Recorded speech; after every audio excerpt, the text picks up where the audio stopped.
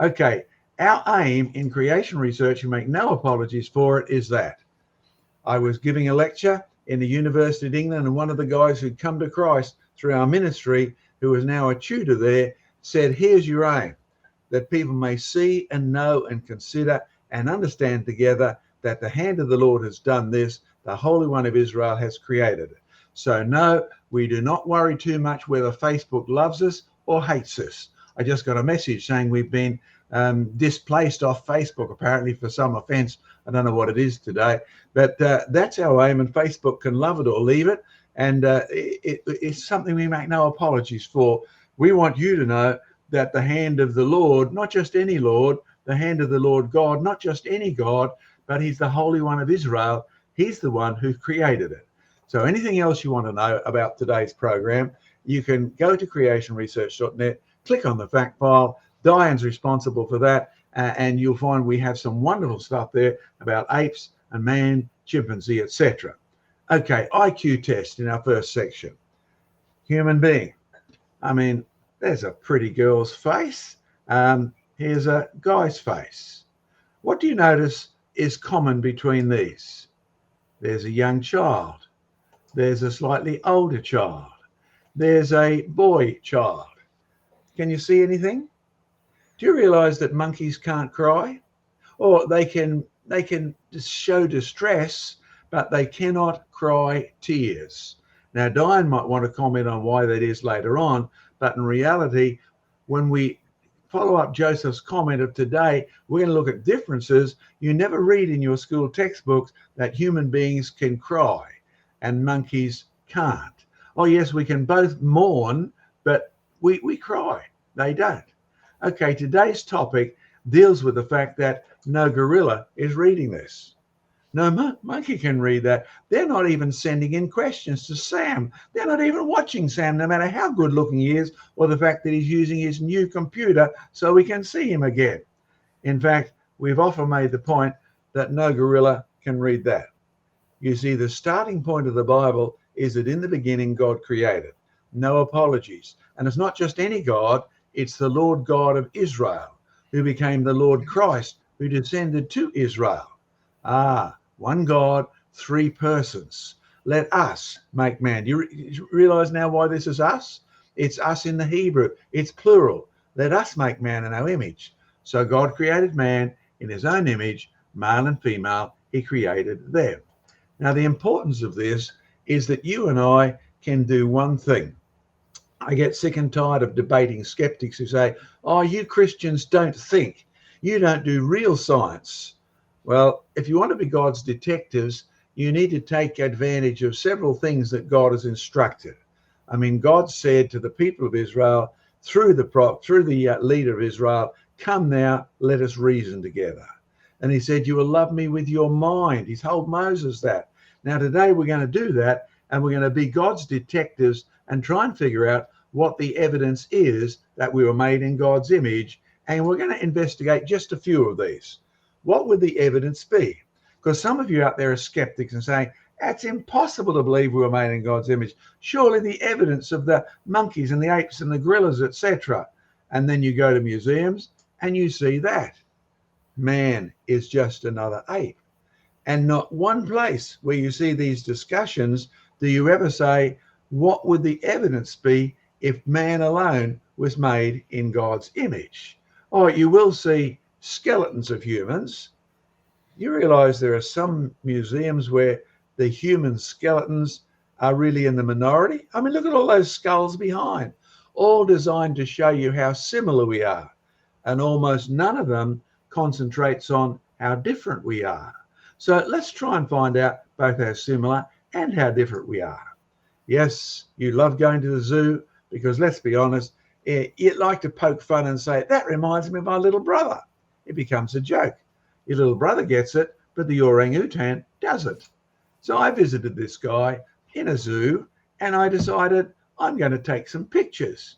I stood there for hours. Oh, look, his eyes are shut. His mouth is going up and down with white stuff in it. And he was poking his tongue out through this white stuff. Oh, what was it? I don't know how he learned to do this, but someone had apparently thrown some bubble gum in. Yes, You know, the gum the Americans love to poke their tongue out and blow big bubbles until it bursts and gets up their nose. Well, this guy could blow bubbles with bubble gum. And some of you can't do that. But it's a thing that humans and monkeys and apes and gorillas can do. Oh, and yes, isn't he cute? Just like your baby brother or your baby sister. And there's no doubt about it. There are similarities, but your school textbooks, your David Attenboroughs, your BBC programs, your National Geographics concentrate almost exclusively on how similar we are and not how different. I mean, look, they've both got pink faces. No, he's not our closest cousin these days. He's got some differences too. I mean, can you actually look into the whites of his eyes? You realize you've never asked that question before?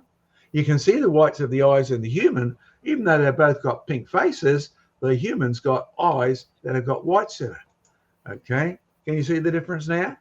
See how dark and somber and evil the old ape looks like, the old gorilla looks like. In fact, none of these are listed anymore as our closest relatives. Not even these little ones who are so active and so they almost look like they're intelligent as they run around and play games. The number of the ape-like creatures or monkey-like creatures has been reduced and reduced to those who seem to have some similarities that are more important than others. I mean, human evidence, fossil evidence, monkey evidence, it's all been reduced to the chimpanzee as our closest living relatives. None others even come anywhere near if you only consider similarities. Now, again, to make the point, this chimpanzee, this gorilla ape-like chimpanzee is not watching this program. He's not reading a high school textbook on how similar we are. Now, he certainly doesn't know that we're different. I mean, did you know that? Apes, monkeys, etc. have sialic acid on their cells, which is not found on human cells. Some of you are old enough to remember the baby Faye experiment. Now, the scientists knew before they took that heart, the monkey heart, and put it, or chimpanzee heart rather, and transferred it to the baby, that she didn't have a chance because that sialic acid, just one molecule, is enough to kill you. The similarities and differences, both of them matter. Oh, yes, I've visited so many skeleton museums looking for similarities and differences, but you can find them in the museums, in the zoos, even in the textbooks if you look hard enough. Now, this is from the zoo down in Sydney.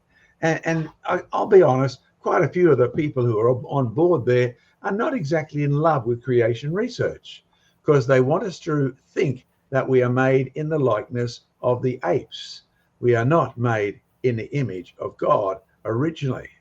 In fact, the time I was there, the zoo had a display on at the chimpanzee cage, pointing out one difference.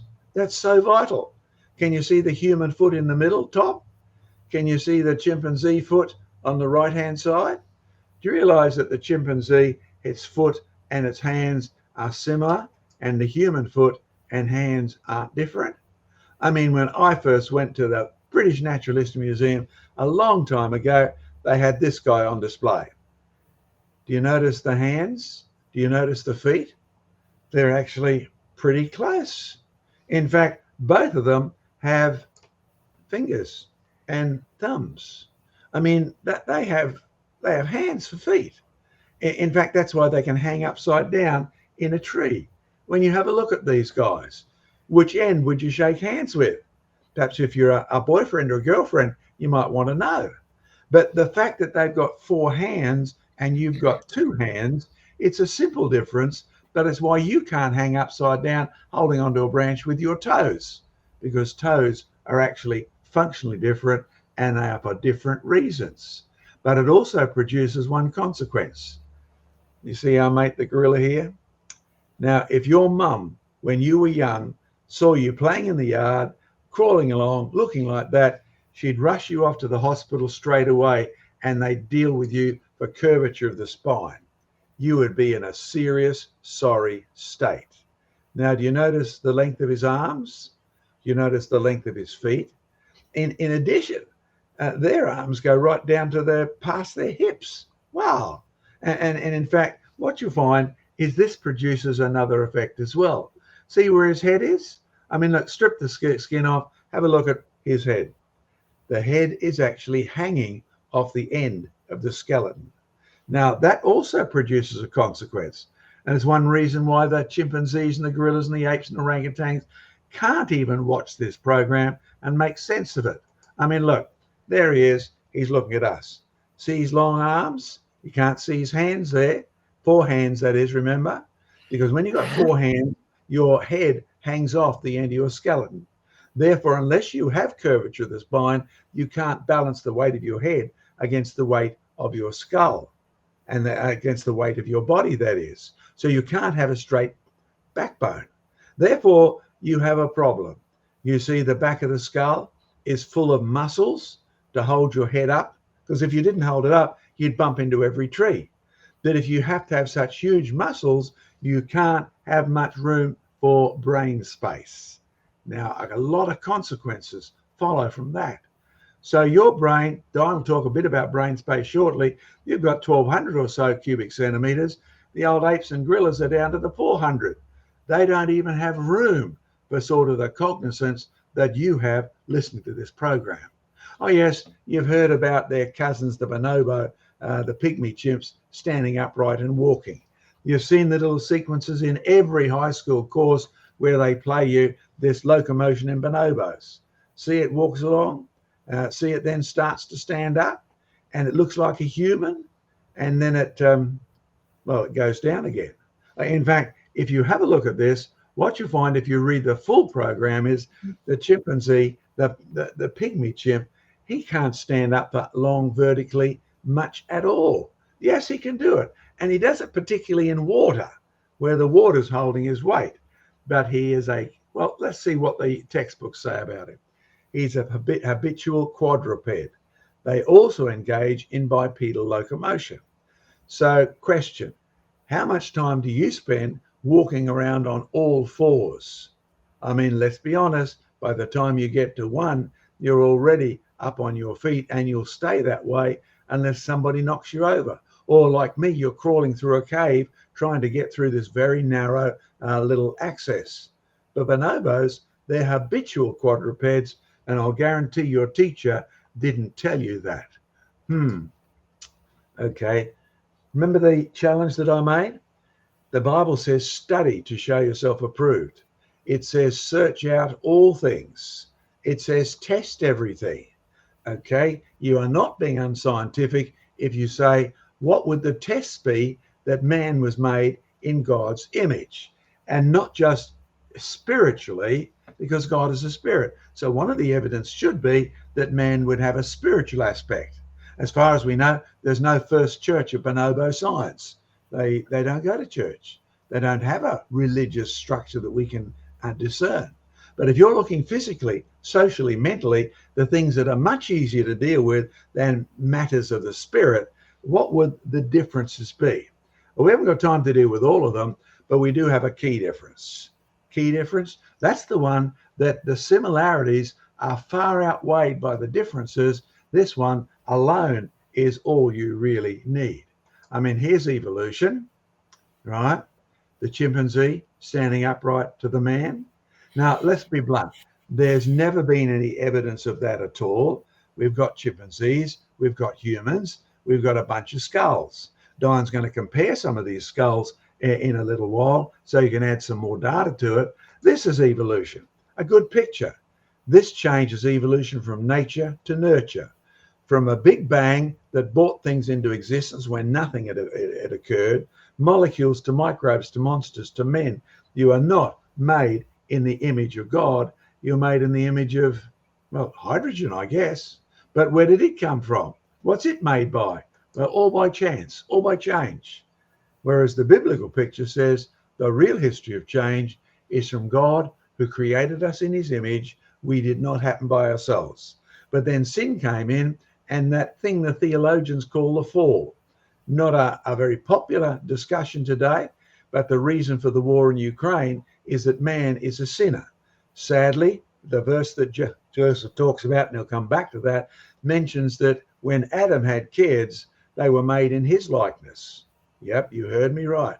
Adam was made in the likeness of God, in the image of God. But when sin came in, from then on, all of us are born with a defaced image. Sin is a real problem. It causes war. It causes murder.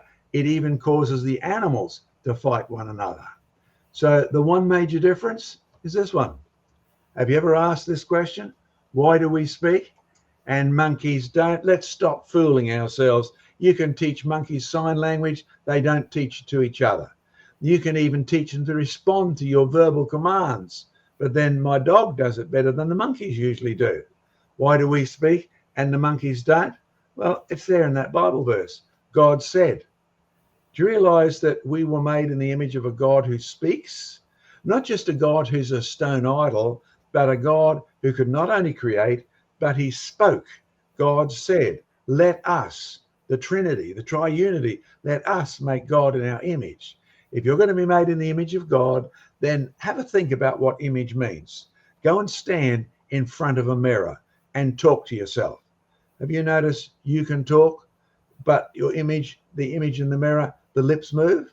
I guess if you could be a lip reader, you could figure out what it meant. But when you speak, sound comes out. When your image speaks, the lips move. When God speaks, universes appear. You see, one reason we can speak is we're made in the image of God, who is the speaking God. And not only that, the reason you might want to rush out and make a cup of coffee and the monkey won't, the reason you want to rush out and cut yourself a slice of bread that you made, mum made, or the baker made, is anyone who's made in God's image has one other characteristic. Not only do we speak, we can create. Oh, nowhere near the scale of God, but we can even make miniature planets.